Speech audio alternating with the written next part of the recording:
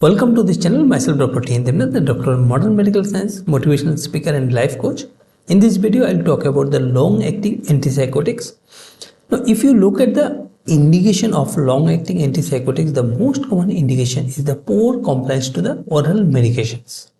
Now, what are the aims of long-acting antipsychotics? The number one is the constant drug delivery. If you have any doubt whether the patient is taking medication, and the drug level in the patient's blood is maintaining in a steady state or not, to diagnose or to confirm this, it is better to give a long-acting antipsychotic. Predictable bioavailability, because the oral medication has less bioavailability than the injectable. That's why if you give long-acting antipsychotic, the bioavailability will be very much predictable, and we can avoid the overdose of this medication we can avoid by giving long-acting antipsychotics. Better adherence to the treatment, because the medication is given for a long duration, or the interval of these medications are very long. Around 1 to 4 weeks interval we can give the injection, so we can have a better adherence to the treatment continuity. And sometimes it can be the patient's own choice that I won't take medication daily. Better to give a long-acting antipsychotic so that one injection will work for me around 1 to 4 weeks. That can be the one of the aim, or that can be one of the indication giving long-acting antipsychotic. And the most common, if there is evidence of poor oral absorption and non-compliance. These are the very important indication for this long-acting antipsychotic. Now, what are the long-acting antipsychotic? We know there are two types of antipsychotic. Similarly, there are two types of long-acting antipsychotics. Number one is the typical or first generation. Number two is the atypical or second generation. Now, in first generation, we have flupentixol diconate, fluphenazine diconate. Remember, the fluphenazine diconate in 1970s, invention was there in 1970s. In 1980s, it was haloperidol dicanoate and juclopentixol dicanoate. But the first, if you see, 1960, that is fluphenazine ethanate. And in atypical antipsychotics, the risperidone is just new only, 2003, and even newer is the olanzapine, paliperidone and aripiprazole. These are in 2009. So the first is the fluphenazine ethanate, and if you see the latest one, that is the olanzapine, paliperidone and aripiprazole. Now, what are the prescribing guidelines for giving long-acting antipsychotic? The long-acting antipsychotic we can give, the most important is the start with low dose. You have to start with a low dose, and we have to use the lowest effective dose. We'll start with low dose and we'll try to find out what is the effective dose and effective lowest dose. The lowest effective dose has to be continued, and use longest possible recommended interval, that is 1 to 2 weeks, 1 to 4 weeks, the longest interval we should use, and allow sufficient time before changing the dose, because it is a long acting, it will take some time to act. So we have to give adequate time before changing the dose. And remember, test dose is given for long-acting antipsychotics, but preferably it is not necessarily necessary for the risperidone, olanzapine and aripiprazole. These are the three long-acting antipsychotics where test dose may not be necessary. Now, depot injection rarely cause anaphylaxis, but remember, the first dose and the second dose of the long-acting antipsychotic should be given in the hospital setup where you have a adrenaline injection, because there might be anaphylaxis and you have to save the life of the patient. If there is no adrenaline or other drugs, emergency drugs, then it can be fatal also. So you need to be very careful before giving the first and second dose of this long-acting antipsychotic, and preferably in first and second dose it is very necessary to check up or look out the patient for around at least 1 to 2 hours, vitals, the blood pressure, BP and any other restlessness is there or not. We need to look out.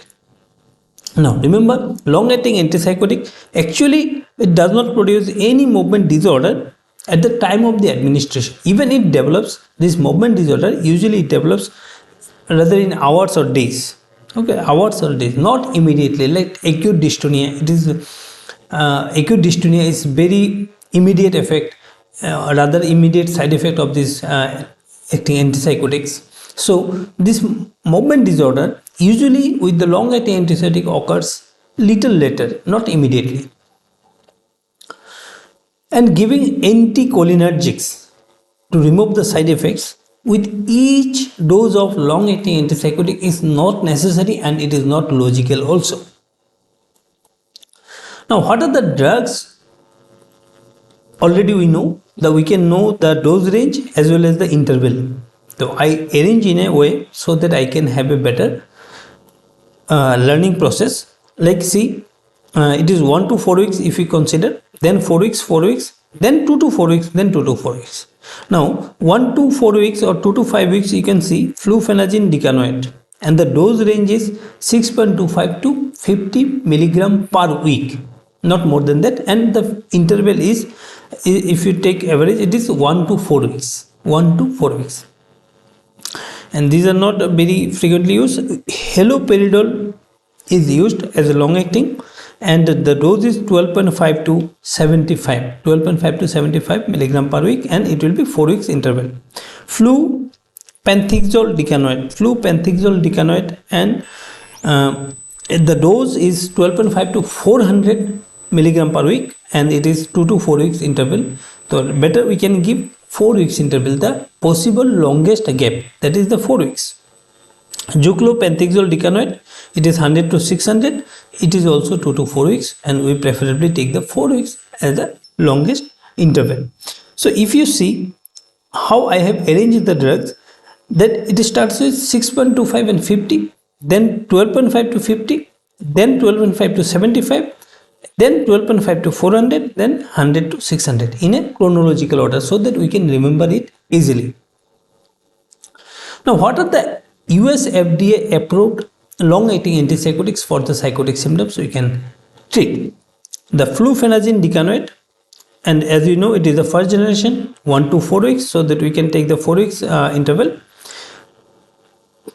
T maximum, that is half-life maximum is 24 hours, T maximum is the 24 hours, and it is a flexible dose, and its vehicle is the sesame oil, that is oil based injection. That's why these injections are very difficult to push, and as well as it is little bit painful. We can give either in the deltoid or gluteal. Okay, EPS is higher as it is the first generation if I consider, and storage is the room temperature. So if you want to store the drug, you can store it with the room temperature. You can give into the deltoid or in the gluteal region, and it's flexible, and it is the first generation, it is a oil based, and it is sesame oil. So, and 1 to 4 weeks interval we can give. Now haloperidol decanoate, that is also first generation, that is also 4 weeks. Tmax is the 6th day, and it is also flexible dosing. Here is sesame oil, we can give deltoid, and EPS is higher, storage at room temperature. Now you can see the both are almost same. If you see the conditions, both are the same. Now risperidone long acting antipsychotic, we know it is the second generation, 2 weeks duration, 2 weeks interval, and Tmax is 4 to 5 weeks, and it is a fixed unit. And it is a microsphere in aqueous suspension, and you can give in deltoid. EPS is low, room temperature, we can store it. Now paliperidone palmitoid, it is also second generation, 4 weeks, T maximum is 13 to 17 days, and that is also fixed unit, as well as it is aqueous suspension. Like risperidone, it was aqueous suspension, here it is also aqueous suspension, and we can give deltoid and gluteal region. Now so far we have seen the injection we can give either in the deltoid or in the gluteal region, but if you see the olanzapine, it is only given in the gluteal region, it is not in deltoid. So olanzapine, long acting olanzapine injections we are giving, and preferably, not preferably, must, we should give it in the gluteal region. Okay, and it is also aqueous. Now aripiprazole, if you see the brand name, there are a few brand. Monthly we can give. Okay, and we can give into the gluteal region, that is better, and no test dose is required. But if you giving flupenthixol decanoate, you need to test it. You need to give test dose for flupenthixol decanoate. So this is all about long acting antipsychotic in short. This is little bit easy to remember.